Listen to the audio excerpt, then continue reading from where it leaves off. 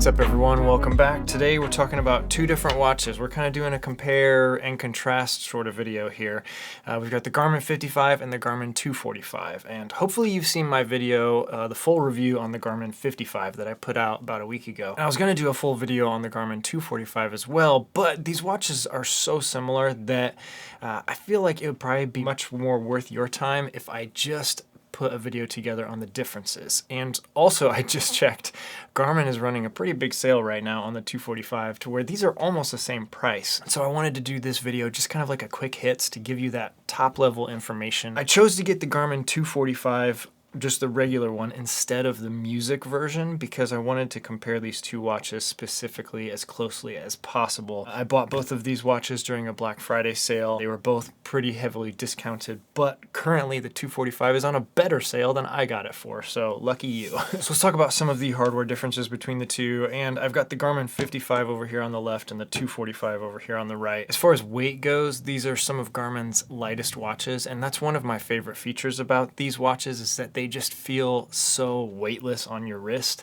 compared to some of Garmin's other heavier watches like the Phoenix or the Enduro, something like that. The Garmin 55 has plastic buttons and the 245 has some sort of brushed metal buttons. They're probably stainless steel, but the website doesn't actually say. But the biggest difference between these two watches is the screen. And we're talking screen size, screen resolution, colors, brightness, all of that. The 55 has a 1.04 inch display and the 245 has a 1.2 inch display. And you can see that really clearly when I've got the menu screen popped open here. Like there's just a lot more space. And then also I've loaded the same watch face from Garmin Connect, and you can just see that with the little bit extra display, the fonts are all a little bit bigger, easier to read. And also, let's just turn all the lights off here so you can see exactly what the screens look like when they are lit up.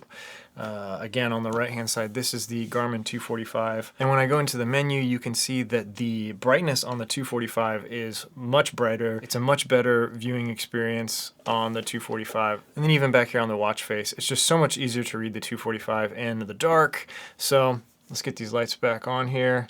And there we go. Also, I'm going to zoom in here and show you the resolution on the 55 has a 208 by 208 pixel display, and the Forerunner 245 has a 240 by 240 pixel display. So you're getting a little bit extra resolution and detail on the 245, and that's really apparent, especially when you're on a kind of like data heavy screen and the numbers are smaller. They're just a lot easier to read. Plus all the fonts on the 245 are just a little bit smoother. So if that's something you care about, the display being brighter, better colors, and a better resolution, then you definitely want to go with the Garmin 245 because there's a big difference between these two displays. As far as heart rate monitor accuracy, these are both just about exactly the same in my testing, although the 245 does have the pulse ox capability and the 55 does not, so keep that in mind if that's important to you. All right, so let's move on to the software features, what this watch can do for you once you have it on your wrist and you're going. There are some interesting features that the Garmin 55 is missing, but then there are also some that the 245 is missing. So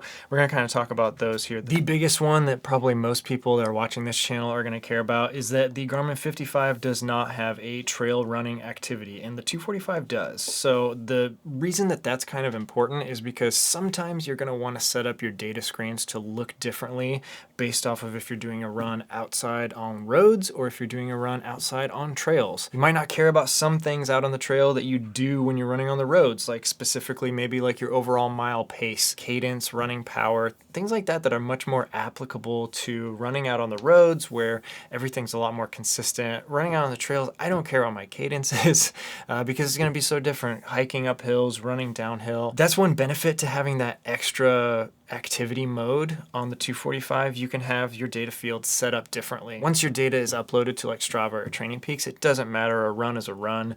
The only reason why this would matter later down the road is in Garmin Connect if you're trying to sort your activities based off of the actual activity that was used on the watch. There will be a difference between just a regular run and a trail run on Garmin Connect. Along the same lines, but kind of in reverse, the Garmin 55 has hit high intensity interval training and the 245 does not. Not sure exactly why it was done that way, but it is. So you've got trail running over here on the 245 and you've got high intensity interval training on the 55. Other than that, most of the activities are the same, except neither of them have multi-sport mode, which is a big bummer for triathletes. You could do most of your training, except also along with no multi-sport mode, neither of these have outdoor swim, so you're going to be missing out on that. But they both have pool swim. So if you're doing a triathlon that has an indoor swim, which a lot of them do,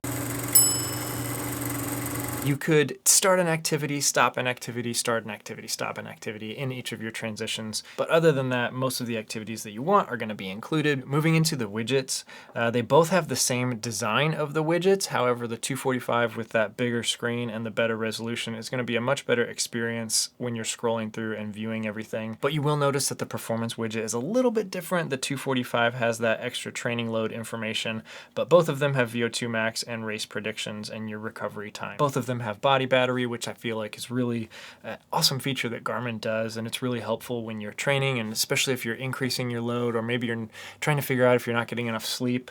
I find the body battery to be actually really helpful with those situations. They also both track your steps, your calories, your sleep. They both have Ant Plus and Bluetooth, which is awesome. And they both get smartphone notifications basically the same way. You can also see that both of them have the ability to display 4 data fields on the watch at a time during an activity. And the 245 with the better resolution and screen size is just going to be easier to read in that situation. GPS accuracy was really good with both. I didn't have any issues at all with either of them, and they were both pretty much the same when I was testing them out together. Last up on my quick hits would be the user experience, and we've already kind of talked a lot about the screen, and that's going to be one of the most important parts of the user experience, but I'm not going to rehash all of that. The UI on the 245 is just going to be better. Also, the widgets look different. You're going to get more information. Like right now we're in the weather widget and you can see 4 days instead of 3. The 245 user interface is just going to be a little bit quicker when you're swiping through all of your apps and your widgets, and you're also going to get just a little bit more information on that screen. As far as battery life, there's some interesting differences here, and I think a lot of it has to do with just how the software is running on these different pieces of hardware. The difference here on the Garmin 55 is that you're going to get 14 days of standby time and 20 hours in GPS mode, and on the 245 you're going to get 7 days of standby time and 24 hours of GPS mode. Both of these, I really didn't find either of those to be a problem for me. Like, the 245 has definitely lasted longer than 7 days in standby time. In fact, last night I got it all the way down to 1% before I plugged it in.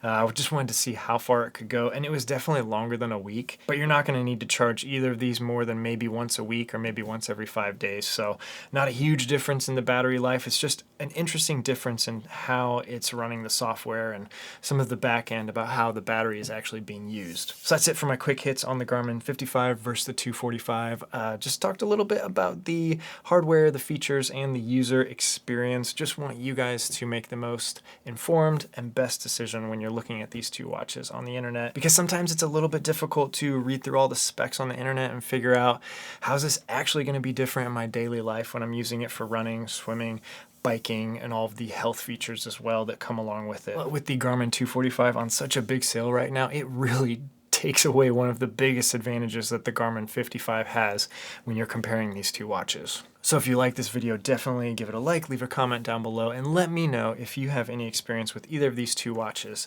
and definitely go check out the sale on the 245 right now. That's it for me. Thank you all so much for watching. I'll see you again soon. Bye.